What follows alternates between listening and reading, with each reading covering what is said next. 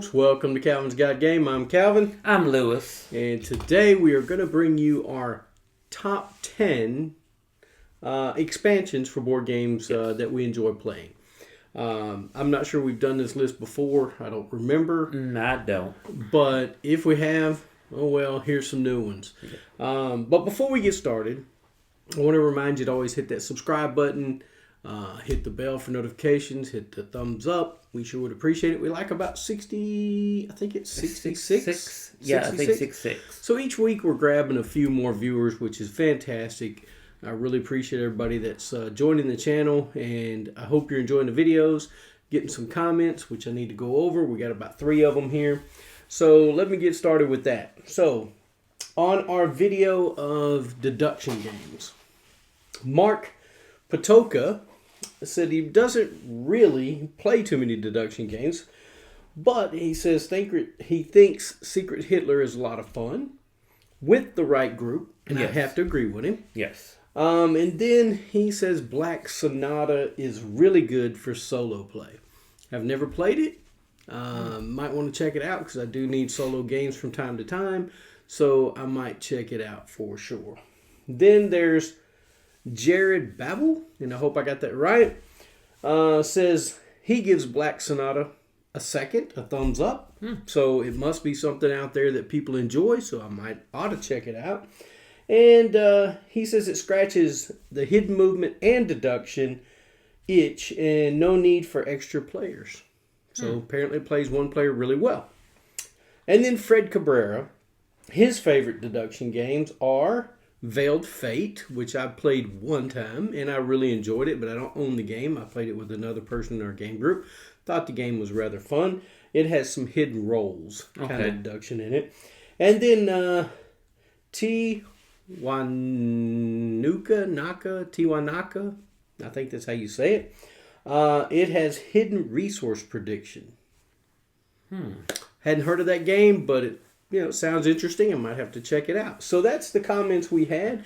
Guys, I appreciate those comments. We just keep them coming. We'll read them on a video, and I thank you for your comments. I thank you for watching the video so you can comment. Yeah, we do appreciate that. Absolutely.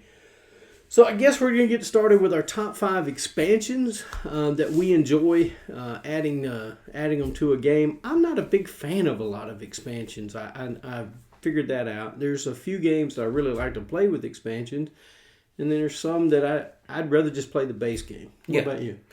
Same thing. I don't buy many expansions to a game. It has to make a difference in the gameplay. Yeah. Because some expansions just add to the game, like a new chapter to it or more cards to it. But for me, it has to change it some way that makes it new again. See, I'm a little different than you. I don't want to change it because I like the base game the way it is. Just give me more content for the base game. I like that. So I think me and Lewis have a difference of opinion on what we like for an expansion to do, and I'm sure you guys do too. So we'll go ahead and get started. I'll go first, Lewis. I always make you go first. I'll go first this time. Go ahead, go first. All right. My first one, and I really didn't rank these in any order. I just put them in a deal. I know it says top 10, but I like all these pretty much evenly. But I'll give you number 5, 4, 3, 2, 1, just for the kicks. So my number 5 is a 2020 game called the West Kingdom Tome Saga. This is by Garfield Games. It's 2 to 6 players. Takes about 60 to 240 minutes to play. Now, in what Tome Saga brings to the table is you can play Architects, Paladins, and Viscounts of West Kingdom cooperatively, which doesn't happen in the base game. Or you can play them as a series of games. So you'll start out with Architects, go to Paladins, go to Viscounts, the West Kingdom, and you're collecting tomes. And whoever has the most tomes at the end wins the game. So you're trying to complete different tomes. They have things that you have to do to complete those tomes, and then they give you extra benefits starting the next game. So the Tome Saga brings a little bit of different stuff to the game, but it also makes it where you can play them cooperative. And I kind of like that. So the West Kingdom Tome Saga is my number 5. I did not know about that. That's a game I would not mind buying the expansion for. Yeah, I think it helps. I think it helps with people who don't want to just always play competitively. Mm-hmm. They might want to play cooperative, and you can do that in this game with that expansion for those games. Okay. My number 5 is a board game that Calvin doesn't hate it, but it's not his favorite. Probably. Yeah. But it does make a difference, this one. Is Wingspan Asian. Oh, yeah. Asia. Yeah. Okay. A 2022 game. 1 to 2 players / 6 to 7 players. 30 to 40 minutes with the 1 to 2 players. 60 to 90 minutes with the 6 to 7 players. Publisher Stormire Games. The Wingspan core board game been out for a while. Mm-hmm. They came 2 expansions that added more birds to it. Mm-hmm. Okay, that's fine. I didn't mind that. But when they came out with the Asian version, they expanded to just be, instead of being 4 players, now it's 6 to 7 players. It's too many. Yeah, it is too many. Yeah, no, I agree with Kevin. Yeah. That is way too many. Too many. Takes too much time.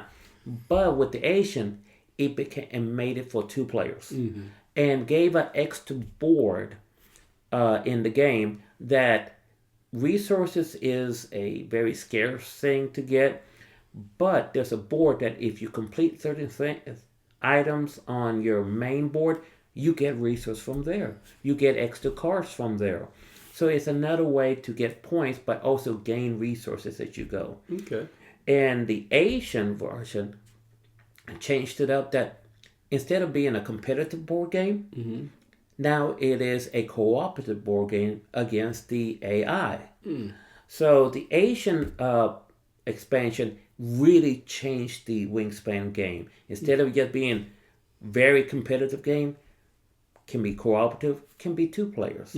So 6 and 7 for me is too many. Yes, going to take too long.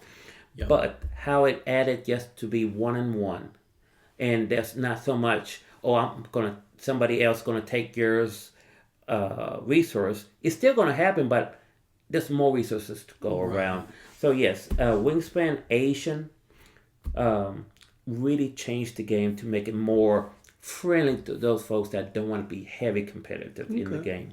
And that's my number 5. And I do give Wingspan a hard time, but I've been thinking about acquiring Wingspan and playing it with my wife. I think I would like to play it just 2 players or just me and her.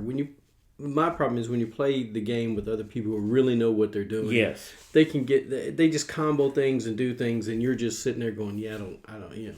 Well, the Wingspan Asian, it doesn't come up as an expansion, even though it's an expansion. Okay. Because it is an expansion, but at the same time, it can be a standalone expansion. Okay. So I got one of those on my list too.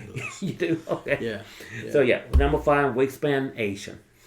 Well, my number 4 is another 2020 game, and this is called Azul Crystal Mosaic by Next Move Games. 2 to 4 players, takes about 30 to 45 minutes to play. In Azul Crystal Mosaic, you get 4 more boards, double-sided, and they give just a different way to play the game.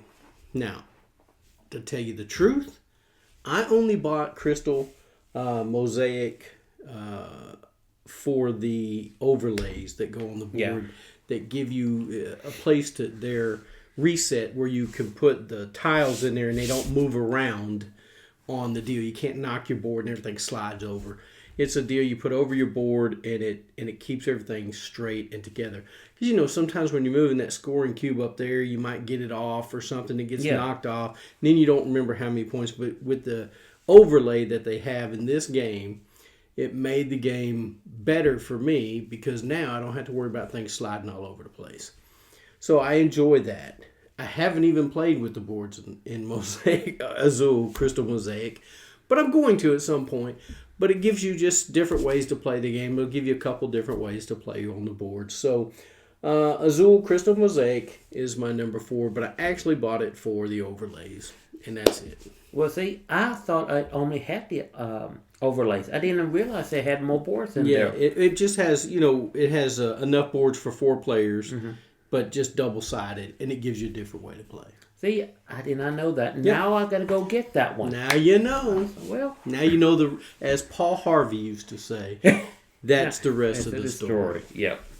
My number 4 one, and like Kevin said, mine is no particular order. It just we number them for you. Yeah. It is called Call to Adventure: The Name of the Wind, a 2019 game.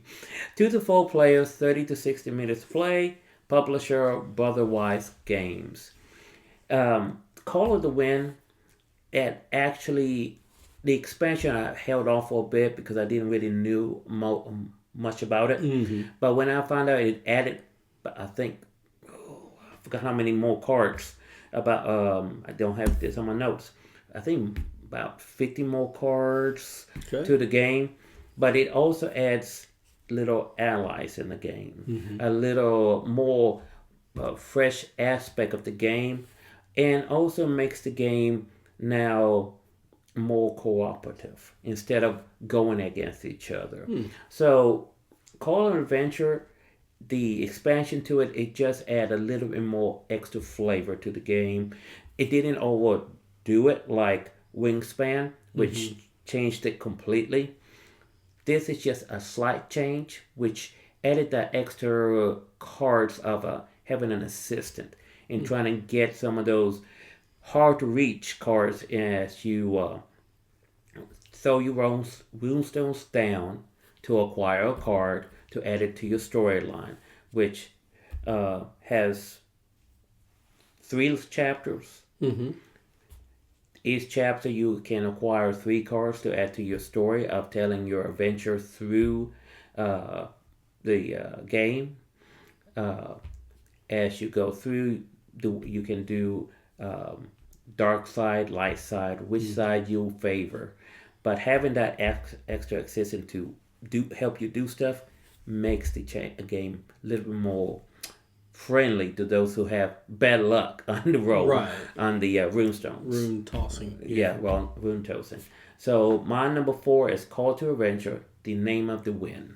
I think I know one that's on your list now. I kind of looked at your list, but not really. I can't read it because I don't have my glasses on. But I think I know one that's on your list. All right, and I'm pretty sure you know a couple of mine. But here we go.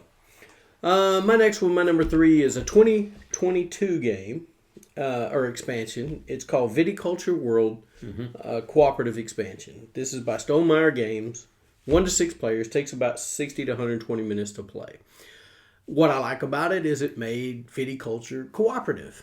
And you get to play different scenarios in the game.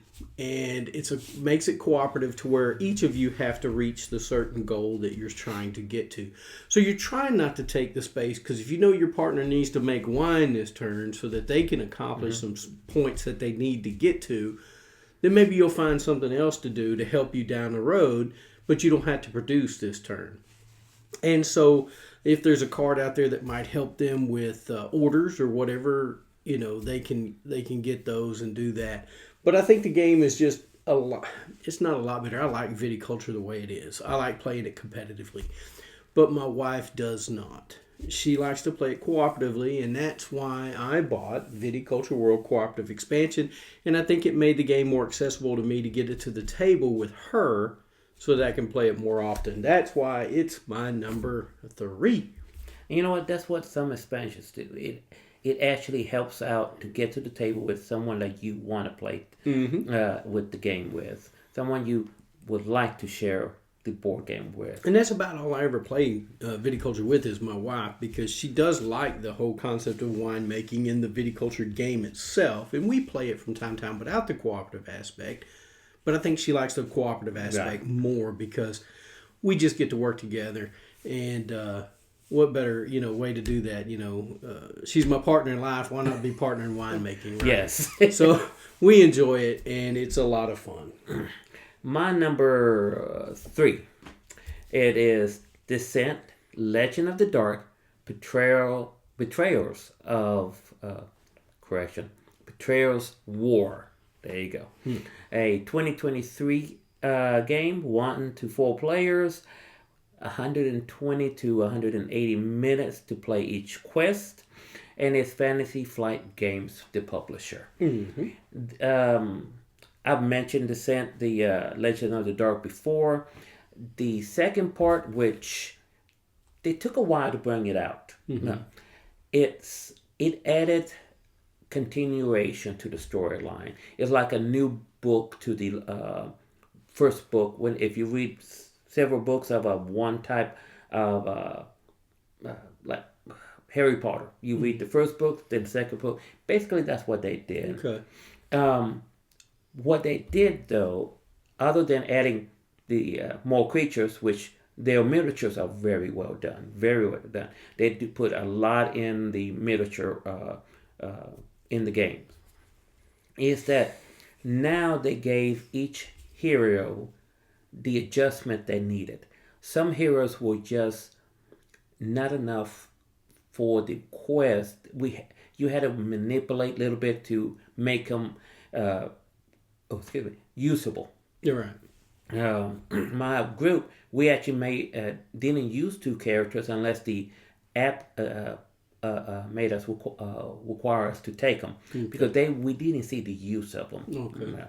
But this made it basically leveled out all the characters, which we liked. It also improved on the rule book because the rule book was kind of confusing at first. But they did an update with the rulebook on this. Okay. They also clarified a lot of stuff with the new expansion. They even gave special abilities to the characters. So they really put more effort and they listened. This is what I really liked about it. They listened to the players that had played and when we commented on their website, they listened to us. That's good. And that's what makes a good company, when they listen to the game players. They listen that, hey, what about this? And they take that advice and they correct some issues that they probably didn't see the first time. So for Fantasy Flight with the Descent, Legends of the Dark, thank you for correcting a lot of the stuff. There's still some few things, yes, but it's way better than what it was when it first came out. So my number 3 is Descent, Legends of the Dark, Betrayers of the War. Wow. I don't think we're going to have any crossover on this one. Probably not. I really don't think so, but I think I know what your number 1 is. And I haven't even looked, but I do think I know what it is. All right, so my next one, my number 2, is a 2015 game called Dark Gothic Colonial Horror. It's by Flying Frog Productions. 2 to 3 players, takes about 60 minutes to play. Now, this game is a standalone game, but it is an expansion to Dark Gothic, A Touch of Evil deck building game. So I bought it, and it gave a ton more cards, more monsters to fight, or more boss monsters to fight. It also added in some roaming minions through the... You have a line of cards out in the middle like you're buying. It's like if you've ever played Dominion or whatever, you have a line of cards you can buy from. And it's a deck builder. So the minions that come out, some of them will say roaming. And when they start roaming, when they fall off at the end towards the monsters, you put the deck here, you do 6 cards out this way. And once it gets to the end where the main boss monsters are, it falls into the shadows. And if you get 10 cards in the shadows, then you lose the game before defeating the monsters. And you got 3 monsters. You got level 1, level 2, and level 3 that you have to defeat. And you don't have to defeat the minions in the lineup. But it's nice to do that because you can get them out of there. They add something to your deck. They give you some more special abilities. And there's other things that come out in this. They put lightning in there, which...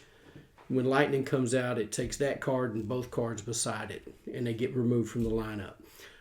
They brought out a crate. The crate expansion one is another one. But anyway, they have quite a few expansions for Dark Gothic A Touch of Evil, the deck building game. But Colonial Horror was a big box expansion. They have some smaller ones that are just packs, but the Colonial Horror was the big box, and I had to have it. So I got it, added it to my Dark Gothic A Touch of Evil deck building game, and I don't play without it. It's just a great. Now the deck of cards is huge now that you have to that you can play with, and you just never know what's going to come out, which I like that. And you don't even use half the deck of cards half the time, so it's a lot of fun. I enjoy it. Like I said, it has that wonderful artwork from Flying Frogs, the pictures of real people dressed up in costume, which I enjoy. Some people don't like that, but I do. I enjoy it, and that's why Dark Gothic Colonial Horror is my number 2. I think I've never played that one. You mentioned it quite a bit, but I do, because me and my wife, when I first bought this game, I bought the Dark Gothic A Touch of Evil deck building game. I bought it. She played it with me, and she was like, wow, I really like it. It just clicked with her. She understood deck building at that point. She understood how everything worked. And so when the Colonial Horror expansion came out, I said, I think about buying it. She said, get it. I want you to get it. And because it added more to a game she loves to play. And of course, I like it too. So I got it, and I bought some of the smaller expansion packs as well, which adds some other thing. There's like the Smuggler's Den and some other ones. I can't remember what they are. But they all fit. Now, it is a storage issue. They all fit in the Colonial Horror box, but they wouldn't fit in the original box sleeved, which was odd. So I had to put everything into the Colonial Horror box instead of the Dark Gothic A Touch of Evil main box. So anyway, if you're going to have expansions, make sure your box hold the expansions. Yes, that would be wonderful. But I like the Dark Gothic Touch of Evil deck building game anyway, and it doesn't bother me that much. Thank you, Flying Frog, for making it. Please make another huge expansion. I'd buy it too. I'd throw money at it. Anyway, that's all I got to say. That was my number 2, Dark Gothic Colonial Horror. My number 2. I think this one's going to be probably 1. Well, if it's not number 1, then it's your number 2, because I know it's coming. Lost Ruins That's it. of Arnak. Expansion Leaders. Now I know you're number 1. So I was tossing between. Yeah, go ahead.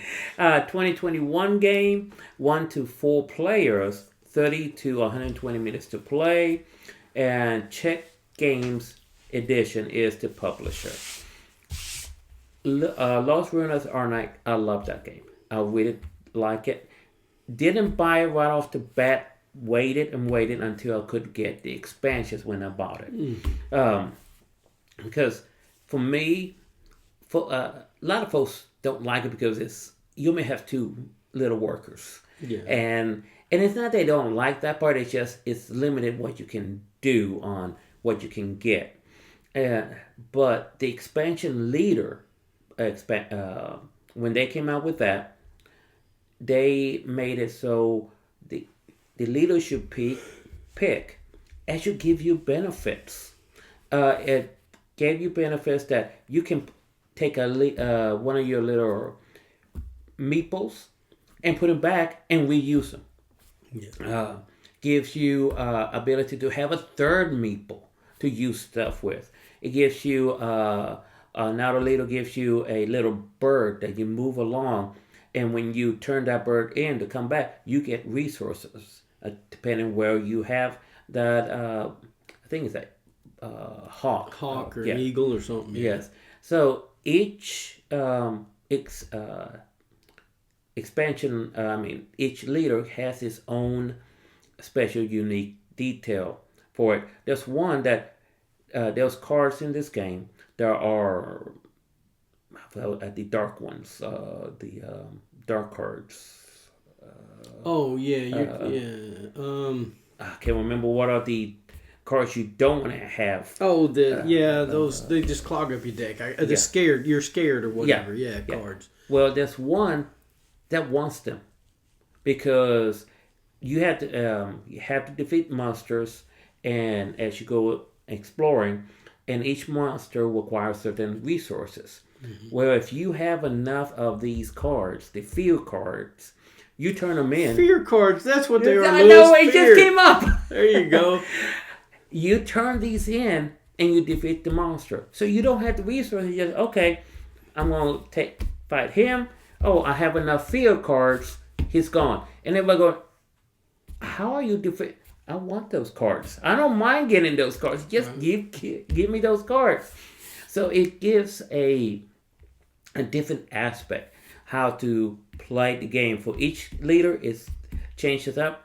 But also, it made it solo play instead of 2 players. Well, you can still play the original game solo. No.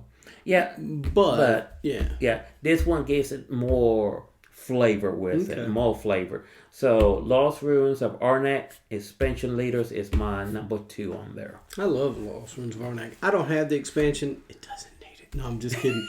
It probably does play really well with the expansion. I've never played it with the expansion. Lewis won't share that aspect of it. I will at one point play it with the expansion. So it'll be one of those. All right. So my number 1 is a 2016 game. It's called Betrayal at House on the Hill, Widow's Walk. It's by Avalon Hill, 3 to 6 players. Takes about 60 minutes to play. Widow's Walk, I enjoy it because it adds 100 more haunts. It adds some more cards. It just makes the game better. It gives you more stuff. It doesn't add anything to it different. It just gives you more of what it is. Yep. Betrayal at House on the Hill, and I like that. It gave you some more floors to do. It gave you the attic. But it's just another floor to explore, which is fantastic. It gave you some more omen cards, more item cards, and didn't give you any other characters, but I still love it. I still like it a lot. Betrayal at House on the Hill, Widow's Walk, I would recommend if you have Betrayal at House on the Hill 2nd edition, I would say it's worth the investment to get those other 50 endings, scenario endings. I like it, and some of those scenario endings are a little bit better than the originals, but there are some stinkers in there as well that you have to house rule, but it is part of the game, and it's part of the charm of the game, if you ask me. I like it a lot. So my number 1 was Betrayal at House on the Hill, Widow's Walk.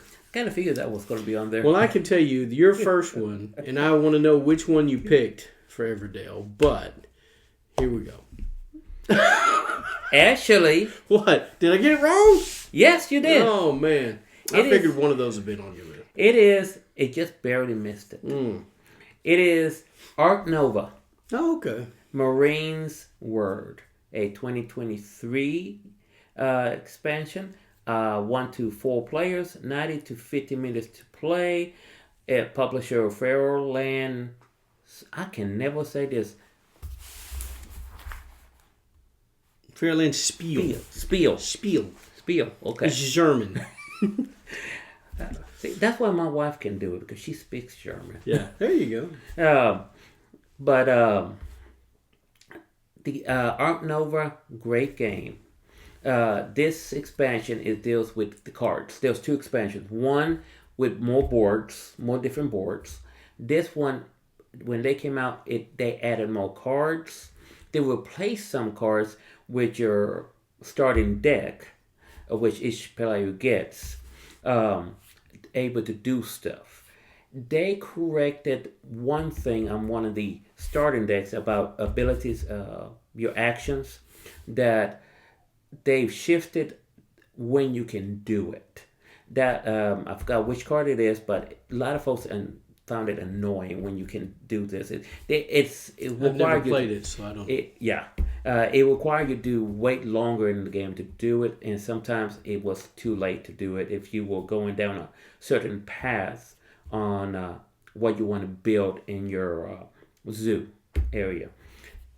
They added that, and also they added aquatic creatures in the game, which has a little wave on there. One thing on this game, when cards came out on this long board, you had to pick them. And depending where you're on your reputation, is where you could pick the card from. But if you have a card that requires, it was at the end, it required the highest reputation on there, and it moves down at the end of every turn, it moves. The first two cards come off, and it moves down two. But it still takes a while. Right. What they did is when this wave card comes in, it washes stuff over and moves it down a little bit further. It found a way to go through the cards a bit more quicker, and also gave it the ability to, I want that card. So now you can use a card that you have, an ability you have, that I'm putting my marker there, that's my card. No one can take it. So because if you want a card and someone's going to take it on your turn, nope, I'm going to put that marker, that's my card, no one else can take it.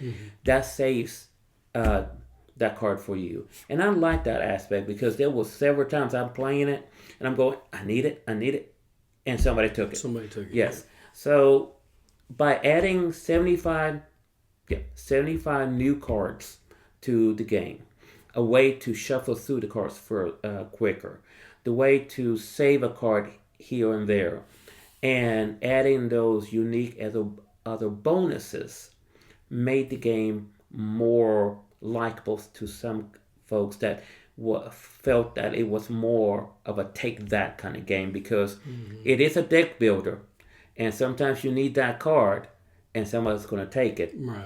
So it made it more friendly to those that want to get a card that they need. So an Art Nova is my number one choice. Well, you shocked me, Lewis. I figured some kind of Everdell would be on your list. I The problem figured, was- because you have every one of them. I'm missing one. Okay. So you have all of them but one. I'm missing the one you got. But Farshore is a standalone game. It's not an expansion. I know, but I still want it. All right. Keep an eye on it. Might walk away. Yeah. Well, let's hope not. All right. Well, guys, that's our top 10 together. Board game expansions that we like to play with the board games that we own.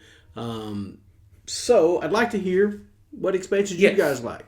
What did you think of our list? And do you think that they add something to the game, or you could play the game without them? Sure would love to hear it. So, like I say, Lewis, you want to tell them to hit the subscribe button and stuff? Yeah, hit the subscribe button, hit the notification, put a thumbs up. Even if you don't see the video, go all the way to the end and do a thumbs up. Right. Well, you don't even have to wait till the end. Just put a thumbs up. Yeah, that's right. But do hit the subscribe button. We Yes. need you. Trying to hit that 500 so I can give away a board game. I never knew it would be so hard to try to give away a board game to get people to subscribe. It's to a do that. free board game. And that's what I'm talking about. It's free to hit the subscribe button, and it doesn't hurt, I promise. But guys, that was our list. I really appreciate y'all watching and putting up with our nonsense sometimes. But I do appreciate it. And like I always say, get a board game to the table. Spend time with your friends and your family. And thanks for watching Calvin's Guide Game.